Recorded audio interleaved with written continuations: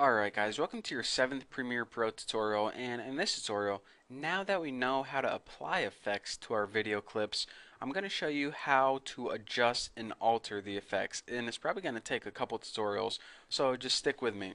So let's go ahead and apply a simple effect to this video clip. Let me get something that's very apparent, and when I say alright, I probably should mention this first.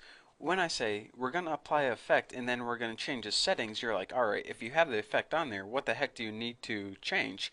For example, if we apply contrast to this clip, we want to tell the program how much contrast. If we want to say, alright, tint this video clip blue, we're going to need to tell it how blue or how much blue to add to it. So each effect has a bunch of settings to go with it. So let me make something that's really apparent. So let me go to video effects and let me look for something. Stylize, these are some really obvious ones. And posterize, if I can find it, I remember that one. Go ahead and drag this over to your video clip and let go.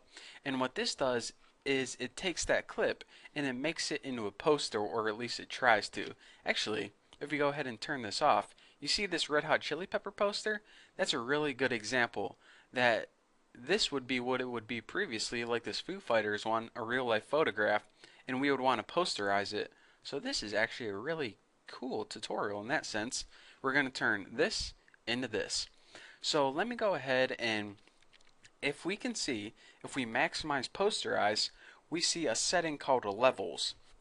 Now it's pretty much saying, alright, how much do you want to turn it from reality into a cartoon? So if we go ahead and give it something like 66, this is getting towards more realistic. However, if we bring down the setting, and by the way, if you hover over it, you can click it and change it manually and hit enter, or you can just go ahead and click and slide left or right like this, and it'll change it just like that. So for example, if we change it to 3 or 4, check it out, and now looks more like a poster. So this is a real quick example of how we can change a setting on an effect depending on what we're going for. Now posterize, to be honest, I don't really use a lot.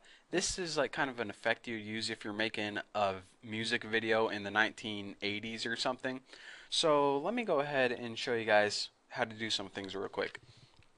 If you ever are working with an effect and you're not quite sure if you want to apply it to your final video or not, you can go ahead and hit this little FX button right here, and this is going to temporarily hide it or turn it on. So let's say, do I want that? I'm going to go ahead and turn it off, on. Okay, what one looks better? Turn it off and on and off and on, and that way you can kind of see, kind of preview it without having to delete it permanently. However, if you do want to delete it permanently, all you have to do is hover over the name, which is in this case posterized, and hit delete, and there you go. Your effect is gone for good. So again, posterize isn't the best effect, but let me show you guys an effect that I use every single time on every single video I ever made, and that is under adjust. If you go ahead and apply levels, and I'm just going to go ahead and drag this to the effects controls and drop, we get to mess with all these levels. Now, I only mess with the top two, black and white, and this is pretty much customizing the contrast of your video. Now, I don't know how good this is going to pop up whenever I do a YouTube tutorial, so I'm going to kind of blast this out.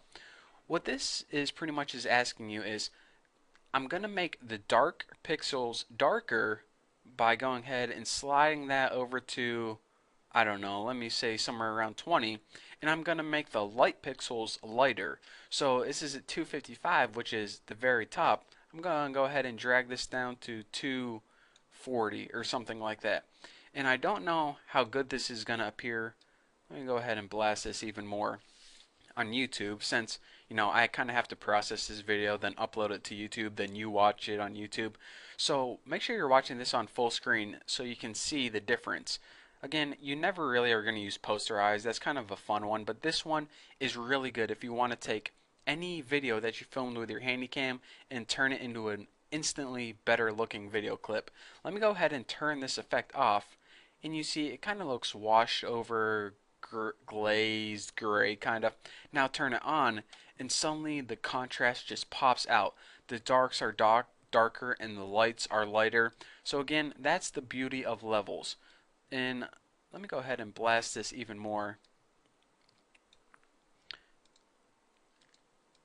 See, it pretty much lets you customize the contrast. Now, again, I wouldn't ever want to do it this much. This is just so I want to make sure you guys can see what's going on YouTube.